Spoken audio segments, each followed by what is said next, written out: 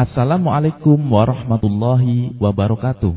Sahabat RIS Radio Islam Samarinda 107.5 FM dimanapun Anda berada. Alhamdulillah kembali hadir saya Abu Idris di ruang dengar Anda dalam program IMB Indahnya Malam Berkisah. Kali ini saya akan mengisahkan sebuah kisah yang berjudul Tahan Air Matamu. Semoga kita bisa mengambil ibroh dari kisah tersebut. Bagaimanakah kisahnya? Inilah kisahnya.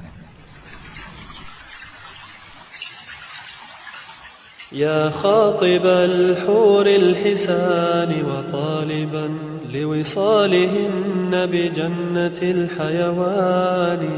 لو كنت تدري من خطبت وما طلبت بذلت ما تحوي من الأثمان.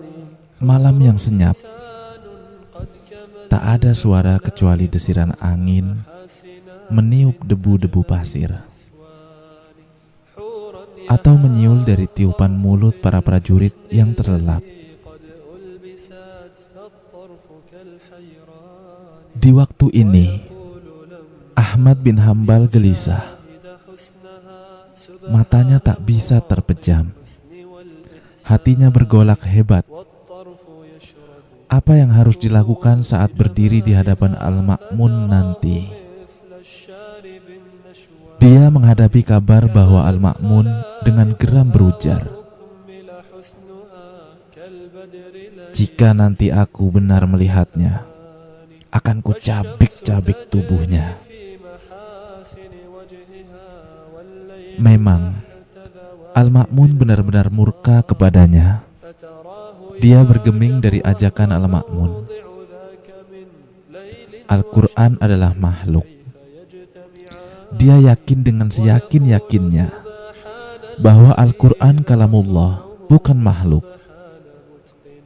Segala cara dilakukan Al-Ma'mun agar ia mau mengatakan Al-Quran adalah makhluk. Namun Ahmad tetap tak mau. Dan sekarang ini, dia dan kawan seperjuangan satu-satunya, Muhammad bin Nuh, dibelenggu dibawa menuju kemarahan Al-Ma'mun.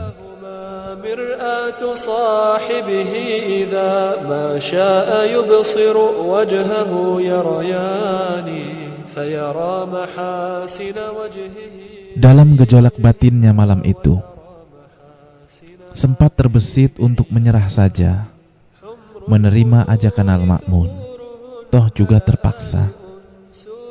Bukankah Allah mengampuni orang yang terpaksa berbuat dosa? Namun tiba-tiba bayangan hitam samar muncul dari kejauhan. Lama-kelamaan semakin mendekat dan jelas. Ternyata adalah seorang Arab Badui. "Engkau ke Ahmad bin Hambal?" tanyanya. "Iya," jawab Imam Ahmad. "Bergembiralah dan tetaplah bersabar, karena itu hanya tebasan yang engkau rasakan di dunia ini, dan engkau akan masuk surga dari tebasan itu." Badui membesar-besarkan hatinya. "Cintakah engkau kepada Allah?" lanjut Badui. "Tentu," jawab Imam Ahmad. "Jika engkau mencintai Allah, tentu engkau ingin segera bertemu dengannya," nasihat Badui sambil berlalu.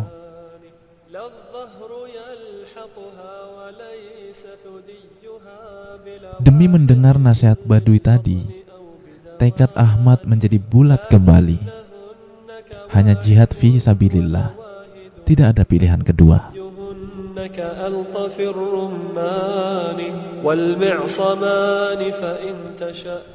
Tekad Ahmad semakin kuat karena seseorang bernama Abu Ja'far Al-Anbari. Abu Ja'far berkisah,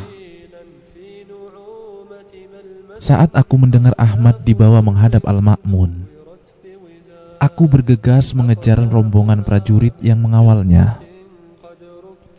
Aku berhasil mengejar. Ternyata dia sedang duduk di sebuah kemah Aku hampiri dia. Abu Ja'far, berhati-hatilah, jangan tergesa-gesa, katanya. Untuk yang seperti ini, buat apa berhati-hati? Jawabku.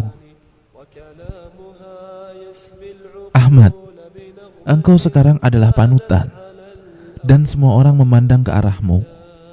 Demi Allah, jika engkau menerima ajakannya, pasti banyak kaum muslimin yang juga menerima ajakannya. Namun jika engkau menolak, pasti mereka juga akan menolak.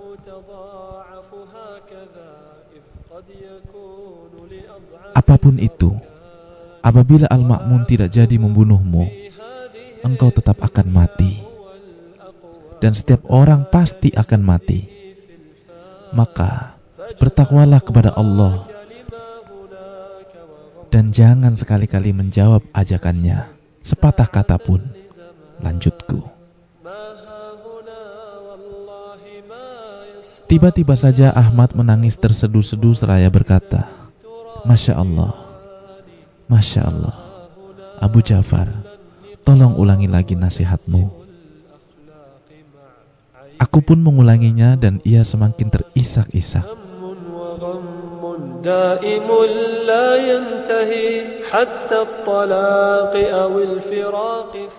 Kawan seperjuangan Ahmad dalam perjalanan menuju kemarahan Al-Ma'mun, Muhammad bin Nuh, juga tak henti-hentinya membangkitkan semangat Ahmad untuk terus tegar membela kebenaran. Suatu ketika saat mereka beristirahat dalam perjalanan, Muhammad berkata membangkitkan semangat Ahmad, Wahai Abu Abdillah, ingatlah Allah, ingatlah Allah. Sungguh, aku tidak sama sepertimu. Andaikan Allah mengujiku, kemudian aku menjawab ajakan orang brengsek itu, tidak ada yang akan mengikutiku. Berbeda denganmu. Engkau panutan. Semua orang memandang ke arahmu menunggu apa yang akan engkau perbuat. Maka, bertakwalah kepada Allah dan tetaplah tegar. Ahmad berkaca-kaca mendengarnya, dan bertambah cintalah ia kepada kawannya itu.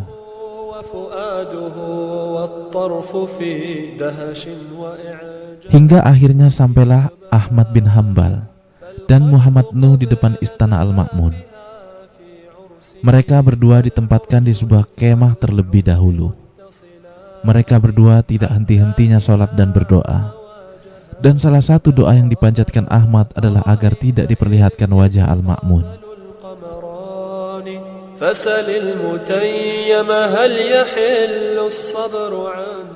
Tiba-tiba seorang pelayan masuk menemui keduanya, sembari mengusap air mata yang mengalir di wajahnya.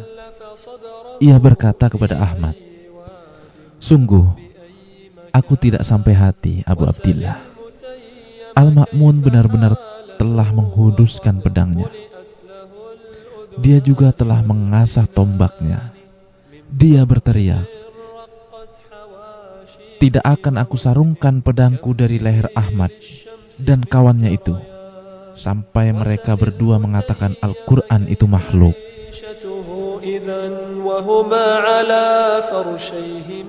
Seketika Ahmad lemas, tak kuasa menahan tubuhnya, dan bersimpuh di atas lututnya.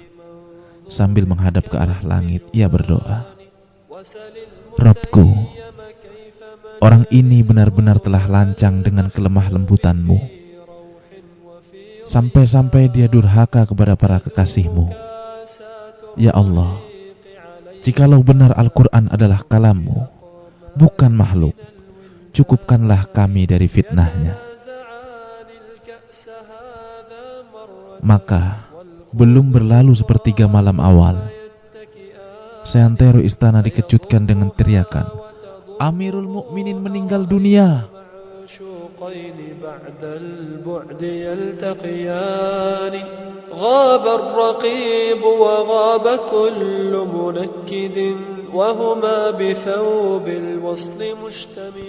Peristiwa ini terjadi pada tahun 218 Hijriah.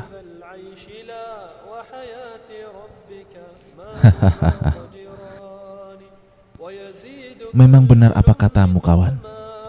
Membaca biografi ulama membuat kita ingin menertawakan diri sendiri. Ya, yang sebelumnya kita sok merasa sudah berbuat banyak untuk Islam, ternyata belum seberapa dibandingkan mereka. Yang sebelumnya tanpa sadar sok merasa paling berat ujiannya, nyatanya hanya bagikan riak-riak kecil di lautan jika dibandingkan dengan mereka. Allahul Musta'an. Adapun pertanyaanmu, bukankah pusat pemerintahan kaum muslimin di Baghdad dan Imam Ahmad tinggal di Baghdad? Kenapa dibawa keluar Baghdad? Di mana Istana Al-Ma'mun?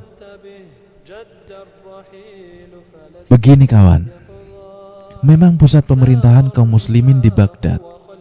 Hanya saja Al-Ma'mun gemar berperang melawan kaum kufar.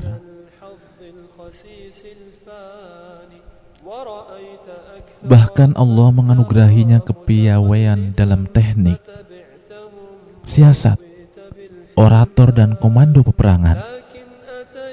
Lihat saja kesombongannya. Muawiyah bin Abi Sufyan butuh Amr bin Al-As menjadi panglimanya. Abdul Malik bin Marwan butuh Hajjaj bin Yusuf menjadi panglimanya. Sedangkan aku hanya butuh diriku sendiri.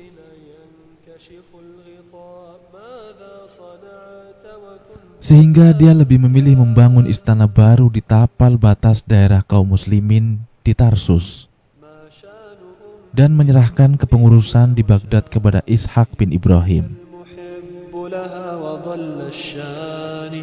إني أقول مبينا عن فضلها ومترجما عن قولها بلساني يا مبغضي لا تفتن. Sepeninggal Al-Ma'mun, khilafah diserahkan kepada Al-Mutasim. Namun, sungguh kasihan Al-Mutasim. Dia mengambil penasihat seorang ahli bid'ah bernama Ibu Abi Duat. Berapa banyak pemimpin yang binasa saat dia mengambil penasehat dari kalangan ahli bid'ah. Dia merusak agama dan dunianya. Dengan saran Ibu Abi Duat, Al-Mutasim memerintahkan Ahmad dibawa kembali ke Baghdad. Tibalah Ahmad di sana, di istana Al-Mutasim. Oh iya kawan, sebelum itu dalam perjalanan pulang ke Baghdad, perjuangan Ahmad semakin terjal. Dia harus berjuang sendirian. Kawannya dipanggil Allah Tabaraka wa Ta'ala berpulang. Innalillahi wa inna ilaihi raji'un.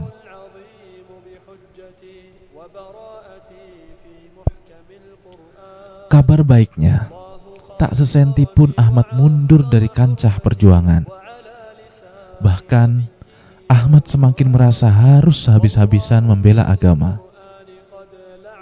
Dia ingin menebus jasa kawannya yang senantiasa memberi spirit istiqomah. Ba'dallah tentunya. Ahmad tidak ingin mengecewakan kawannya. Segera dia usap air mata dari wajahnya, mengkafani, menyolati, dan menguburkannya. Rahimahullah Muhammad bin Nuh.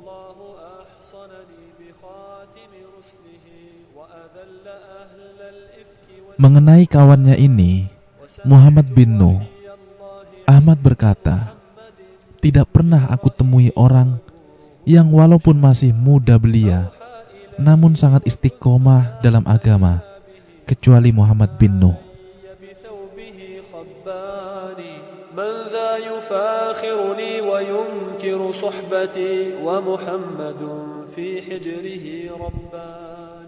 Tibalah Ahmad di istana Mu'tasim. Ahmad melihat Al-Mutasim dikelilingi para penasehatnya. Benar kawan, semuanya dari kalangan ahli bid'ah. Mendekatlah, kata Al-Mutasim. Sebenarnya aku tak ingin mengusikmu, andaikan kau bukan tahanan khalifah sebelumku. Sudahlah Ahmad, buat apa kau keras kepala dengan keyakinanmu itu? Mudah saja urusannya.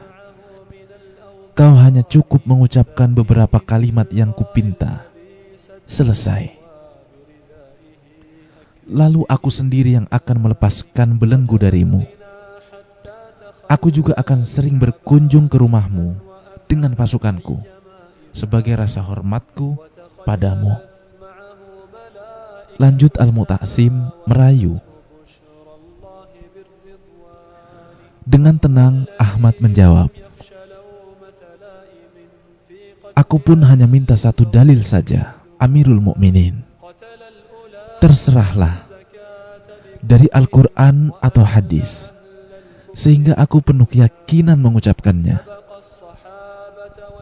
Jawab permintaannya, seru Al-Mu'tasim kepada para penasehatnya. Para ulama gadungan itu pun memelintir dalil seenaknya, berdusta atas nama Al-Quran dan Sunnah. Karena memang Ahmad ulama sejati, mudah saja baginya meluruskan semua dalil yang mereka putar balikkan maknanya, hingga mereka semua terbungkam, tak berani berdalil lagi.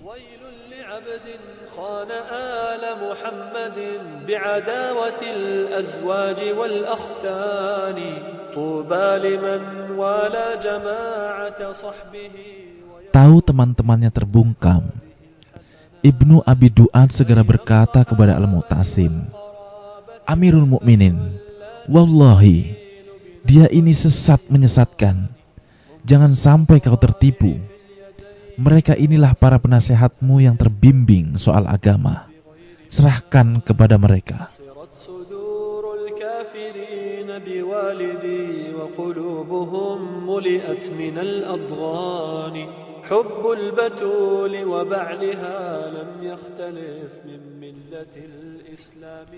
Kawan, satu pesanku, hati-hatilah memilih teman, karena bisa jadi hati nuranimu baik,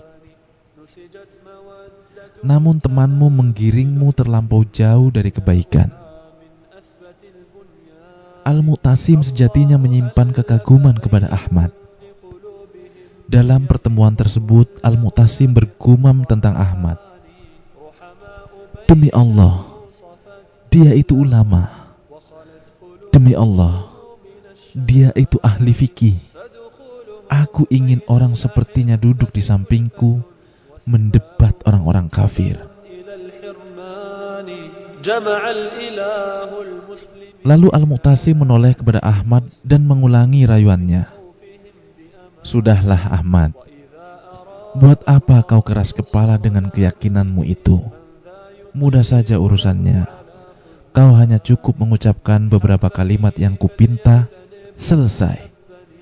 Lalu aku sendiri yang akan melepaskan belenggu darimu. Aku juga akan sering berkunjung ke rumahmu dengan pasukanku sebagai rasa hormatku kepadamu. Namun kali ini dengan sedikit mengancam. Tahukah engkau Soleh Rashidi? Dia adalah guruku, pembimbingku.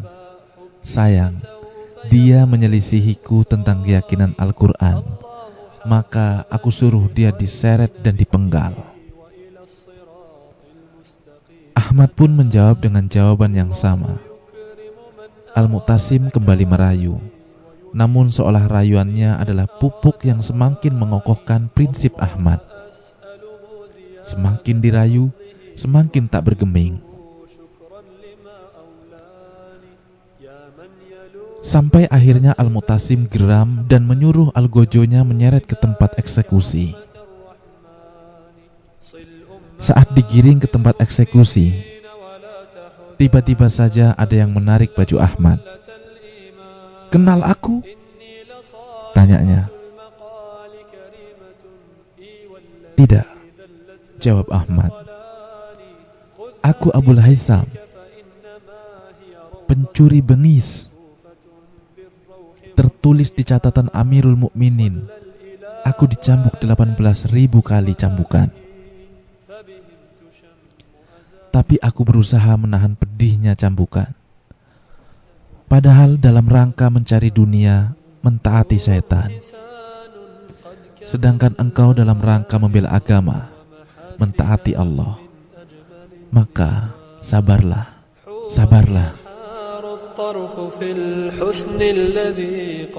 Karena kejadian itu, sering Ahmad berdoa, "Ya Allah, ampunilah Abul Haitham."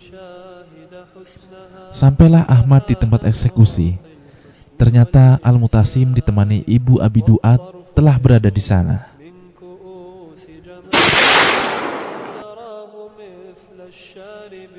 Benar-benar gila, tanpa perasaan.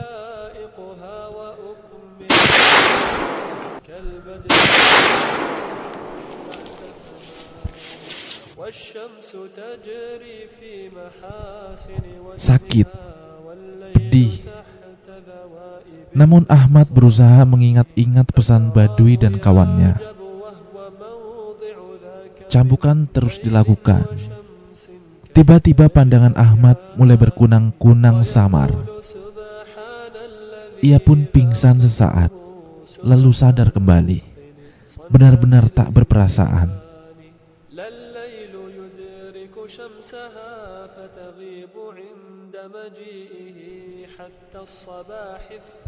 Kawan, andaikan kau di sana, kau tak akan tahan melihat betapa beringasnya Algojo mencambuk Ahmad. Al-Mutasim sendiri tak tega.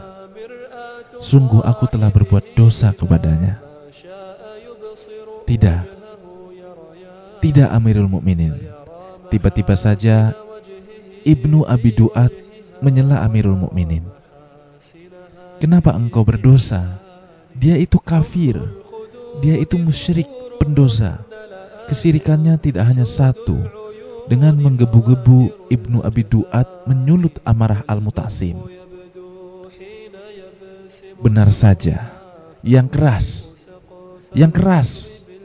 teriakan Al-Mutasim kepada Algojonya. Cetar. Oh, sakit tak tertanggungkan. Sekarang pandangan Ahmad benar-benar hitam. Ahmad baru sadar saat tabib mengambil dagingnya yang mati akibat kejamnya cambukan tadi. Namun karena perihnya terapi sang tabib, Ahmad kembali pingsan. Di tempat lain, Al-Mutasim benar-benar menyesali perbuatannya. Biadab, tak berperi kemanusiaan. Hatinya gundah, pikirannya kacau. Terlebih saat diberitahu bahwa Ahmad berkata, "Akan aku tuntut mereka di hadapan Allah Tabaraka wa Ta'ala." Al-Mutasim pucat, takut dan was-was. Akhirnya dia membebaskan Ahmad. Dan diriwayatkan bahwa Ahmad berkata, "Aku telah memaafkan semuanya, kecuali Ibnu Abi Duat dan semisal dengannya." Begitulah kawan. Semoga sedikit kisah ini bermanfaat bagiku dan bagimu. Tetap istiqomah. Dan sedikit bocoran, perjuangan Imam Ahmad belum habis. Insya Allah kita lanjutkan lain waktu. Atau engkau yang memberitahuku kisah selanjutnya. Barakallahu fiik.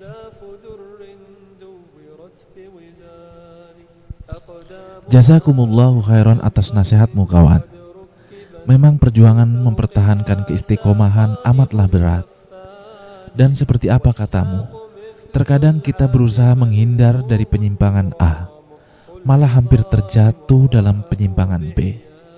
Berusaha menghindar dari keduanya, hampir terperosok pada penyimpangan C. Belum lagi jiwa yang amaratun bisu, yang selalu memerintahkan kepada kejelekan. Kita sangat butuh akan belas kasih Allah. يعطى المجامع قوة المئة التي اجتمعت لأقوى واحد الإنسان لا أن. Tahun 229 Hijriah, Khalifah berganti Al-Wasik. Walaupun keyakinan resmi negara tidak juga berganti, bahkan zaman Al-Wasik semakin menjadi-jadi, dia berani memanggil seluruh kaum muslimin, bertanya satu persatu tentang keyakinan mereka terhadap Al-Quran. Jika menjawab makhluk, dibebaskan. Jika tidak, berbagai bentuk hukuman menanti. Hanya satu tak dipanggil olehnya, Imam Ahmad bin Hambal. Al-Wasik khawatir kesabaran dan keteguhannya mempengaruhi kaum muslimin. Maka Imam Ahmad diasingkan dari satu tempat ke tempat lainnya selama beberapa bulan,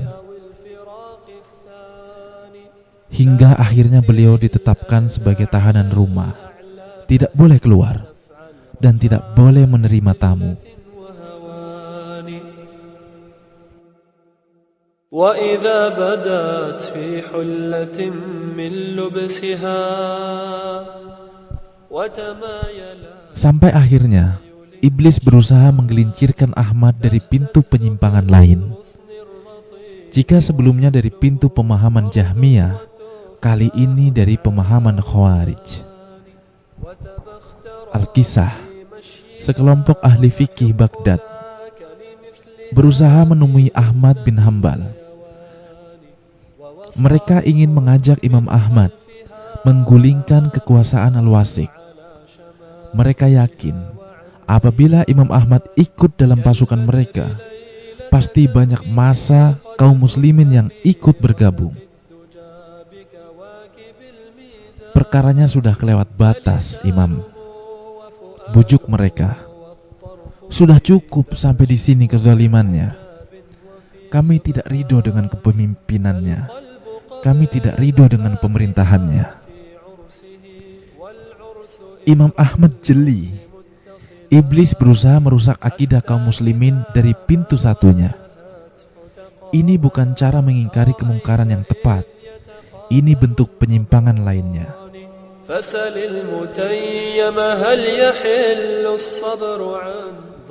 Ingkari perbuatannya dalam kalbu-kalbu kalian.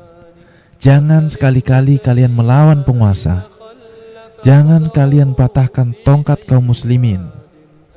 Jangan kalian tumpahkan darah kalian dan darah kaum muslimin yang ikut bersama kalian. Pertimbangkan lagi akibatnya. Sabarlah sampai tiba waktunya untuk istirahat. Mungkin dengan meninggalnya kalian atau meninggalnya dia terlebih dahulu. Memberontak bukanlah ajaran yang benar. Ini menyelisihi bimbingan Rasul. Demikianlah nasihat Imam Ahmad. Waktu terus bergulir. Semua cobaan dan fitnah dihadapi Ahmad dengan penuh kesabaran.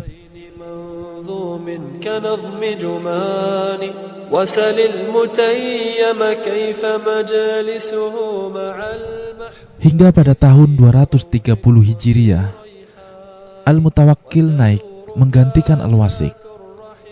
Allah tolong agamanya dengan sebab beliau. Allah tegakkan sunnah dengan sebab beliau. Dan Allah tampakkan akidah Ahlus Sunnah dengan sebab Al-Mutawakkil setelah sebelumnya Ahlus Sunnah mendapatkan ujian, fitnah, dan cobaan yang sangat dahsyat pada 3 khalifah sebelumnya.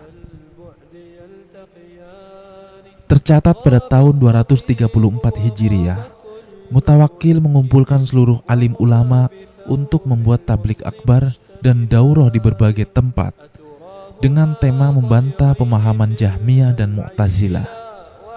Akar pemikiran Al-Quran adalah makhluk. Juga menanggung biaya kehidupan siapa saja di antara para ulama yang mau mengadakan muhadharah, kajian, dan tabligh akbar bertemakan tadi. Suatu ketika ada di antara ahli bid'ah yang ingin memprovokasi Al-Mutawakkil. Dia melaporkan bahwa ada pertikaian antara para sahabat dan murid Imam Ahmad dengan sekelompok ahli bid'ah. Maka dengan tegas Al-Mutawakkil berkata, "Jangan kalian laporkan lagi perihal Ahmad bin Hambal dan para sahabatnya. Justru seharusnya kalian membantu mereka. Mereka termasuk pemuka umat Muhammad. Sungguh, Allah telah mengetahui bagaimana kejujuran Ahmad saat bersabar dan menerima cobaan. Allah telah angkat ilmunya sepanjang hayatnya dan setelah matinya. Para sahabatnya, mereka itulah sahabat sejati yang seharusnya kalian jadikan teman. Aku berhusnuzon kepada Allah bahwa Dia telah memakaikan Ahmad sebagai as-siddiqin. Meskipun Al-Mutawakkil berjasa besar dalam menolong agama Allah, namun Imam Ahmad tidak pernah melihatnya dan tidak pernah mau menerima pemberian darinya. Pernah suatu ketika Imam Ahmad mendapat kiriman uang dari Al-Mutawakkil. Syahdan Imam Ahmad menangis dan berkata, "Aku telah selamat dari fitnah mereka. Sampai di akhir hayatku, aku mendapat fitnah yang baru dari mereka." Imam Ahmad senantiasa berdoa kepada Allah agar tidak dipertemukan dengan Al-Mutawakkil. Maka tatkala beliau diberitahu bahwa Al-Mutawakkil sangat mencintai dan merindukannya, beliau menganggapnya sebagai fitnah. Beliau berkata, "Aku sangat mengharapkan syahid pada fitnah yang lampau, dan aku pun berharap mati pada fitnah ini." Kemudian beliau mengepalkan tangannya lantas membukanya seraya berkata, "Duhai kiranya ruhku berada dalam genggamanku, pasti akan aku melepaskannya."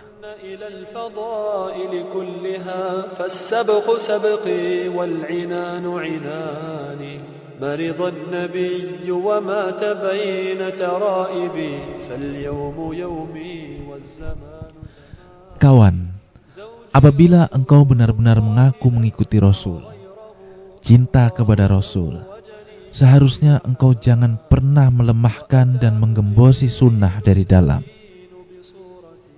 Terlebih saat sunnah benar-benar membutuhkan pertolongan. Jangan sekali-kali engkau takut ancaman para mubtadi. Ingatlah sabda Rasulullah, jangan sampai rasa takut dan seganmu kepada seseorang menghalangimu untuk menyuarakan kebenaran saat kamu melihatnya dan mengetahuinya, atau saat kamu mendengarnya dan mengetahuinya. Oleh karenanya, apabila Imam Ahmad teringat para ulama yang menjawab ajakan Al-Ma'mun,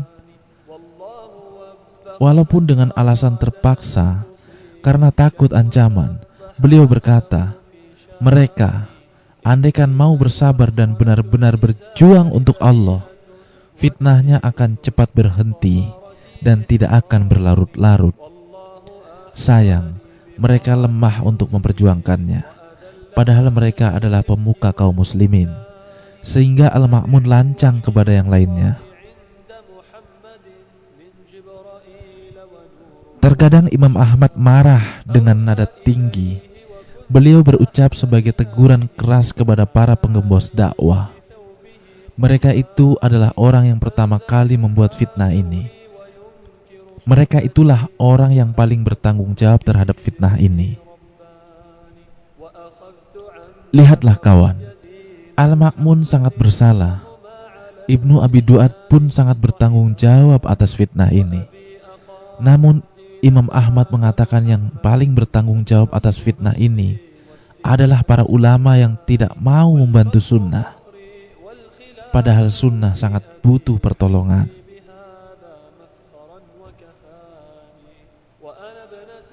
Pernah Imam Yahya bin Ma'in, dan beliau adalah salah seorang ulama yang terpaksa menjawab ajakan Al-Ma'mun, datang menjenguk Imam Ahmad di saat beliau akan meninggal dunia.